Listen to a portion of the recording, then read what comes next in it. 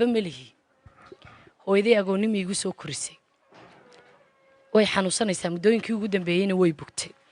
iyo hooyadeed Suleekha Cabdulaahi gaari Suusuka ah oo ay wateen ayaa si xoog ah ku soo galay saldhigga booliiska Maxamuud Haybe goor gobol ku dhacay kala joogsan waayay askarigii waardiyaha ka ahaa oo qori ku hayay wasi walaag askarigii xabad ku buridin dhulkaana la jiiday waxba kamaanaan qarin waa kuwa gacmahayaga diirku saa uga tagay aad arkaysaan waan la hadalay dhabankayaga wakaa aad arkaysaan dadku xalay ka madow bay inta badan fokaska saarayeen laakiin dhabankayga waxa saa u galay waa gacan askari weey marka la leeyahay maxaan ku dhahdaayay qaranka iyo muwaadiniinta qaranku wuxuu macna ku sameeynaya marka dhaxdiisa caafimaad iyo nabadgelyo ku haysato laakiin way xanuunsanaysaa muddooyinkii ugu dambeeyayna way bugtay hortayda inta dhagaha la qabtay iyo timaha feerjilb lagu garaacay madaxeeda waxaa ka sareeya waa barar halkii habeenkii aanu dhakhtarka galnay iyo ilaa imikada way ma tagaysaa waxa ugu badan aan saldhigga uga soo baxayna waa inaan hooyadii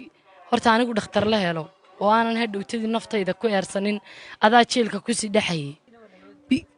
gebigayga waxaa nolola dhaqmay si ka baxsan adduunyada dhaqanka iyo maxaabiista sa loogula dhaqmo waxaana loo bahdilay si aan caadi ahayn nabarrada wejigayga ka muuqda ee inta badan xalay dadku baraha bulshada wareejinayeen waxa nooga dhib iyo xanuun badan nabarrada jidhkayga ku yaala aan wali cidina odhan halkay la joogtaan iyo maxaad qabtaan toona wataa maxay ahayd dhakhtarkii leegeeyay cajaladii wataa waxaan kugu yiri xagga meey karo ilaahay awooda la igu wala soo eegay doctorka lafiisi baa la ii diray doctorki lafaha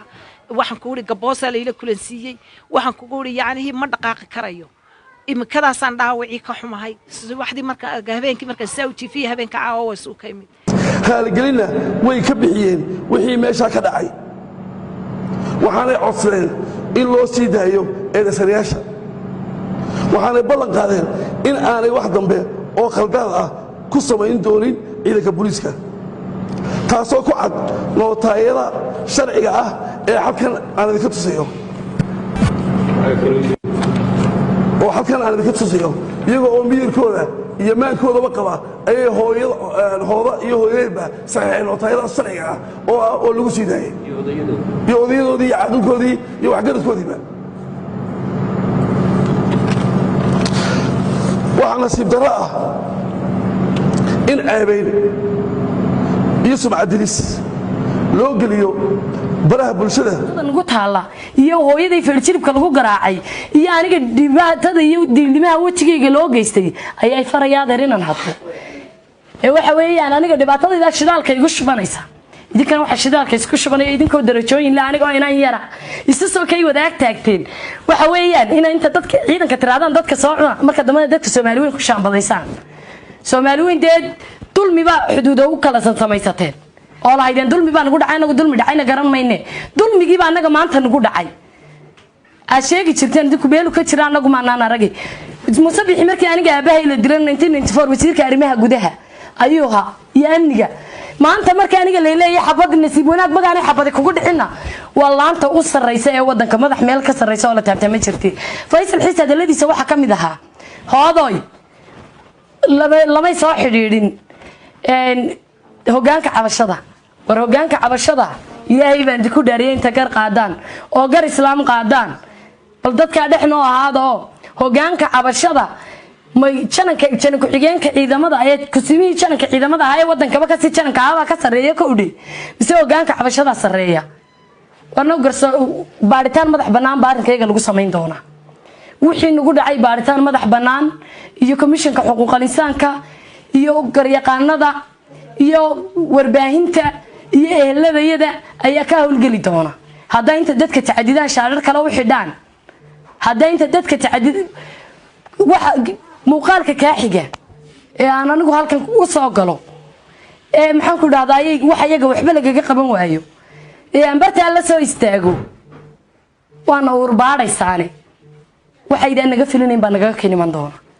waana calool baadhaysaane waxaan ummaddu naga filin dhagay far la yiraahdo waxa barateen dad inta dhibaataysan carari mayna ilaa aanu aarsano carari maayo ilaa inanka iyagu inanka yaraayo hooyaday feerjiribka ku garaacay qabto feerjiribka soo garaaco waa wallahi inaanan carari oo aanan argaysan ku dhalanay ka tagay oo aanan dadka gardaamisana geeriyaha waalidkood iman waayay aanan ka mid noqonaynin oo aanan dhibaatada iyo tacadiga sheegaysan ma in dadka cuqdadaysan ee waxba barin lagu sameeyay gura ku biirnaan doonaysan war xaq qofku halku xaq darro ku dareema dib ugu filan cadaab maanta hargeysa ka weyn oo aan gali lahaa garan maayo hooyaday baa la igu hordilay warin hooyaday feerjir lagu hor garaaco hortayda lagu dilo waxaan ka jecelahay inay xabad inagu dhacdo garsoorka sheegaysa ila tigsa Faysalow irka hadaad ila baxaysa ila bax Faysalow arrinka hooyaday iyo arrinka aniga igu dhacay midna hoos ma dhigayo ma libiqsan doono dhibaatada iyo tacadiga iyo dulmiga naloo geystay kama libiqsan doono halka u sareysay cadaaladeen isla gaari doona cadaalada ilaahay been isla gaari doona cadaalada caalamka dhex wareegaysa ictiraafka ku weydeen ayeen isla gaari doona meel kasto oo aan isla yahay hiil iyo garabaad ka helaysa ayaan hiil bidi doona ayaan garabka soo saari doona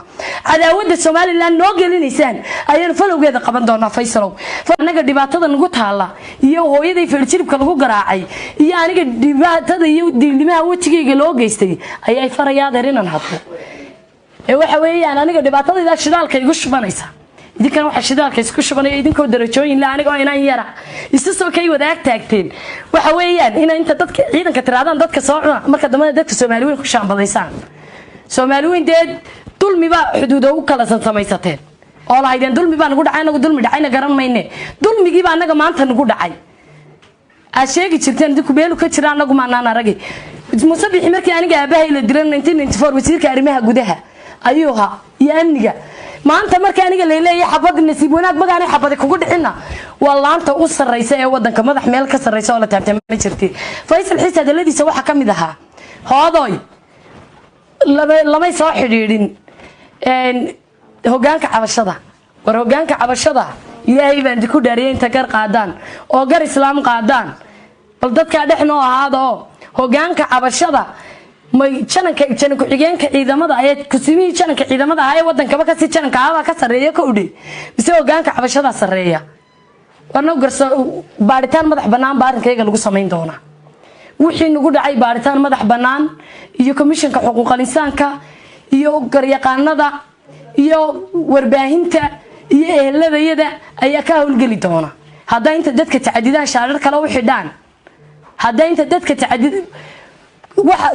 muuqaalka ka xiga ee aan anigu halkan u soo galo ee maxaan ku dhahdaayay waxa iyaga waxba laga qaban waayo ee aan bartaa la soo istaago waana urbaadhaysaane waxaydaan naga filinayn baa naga keniman doona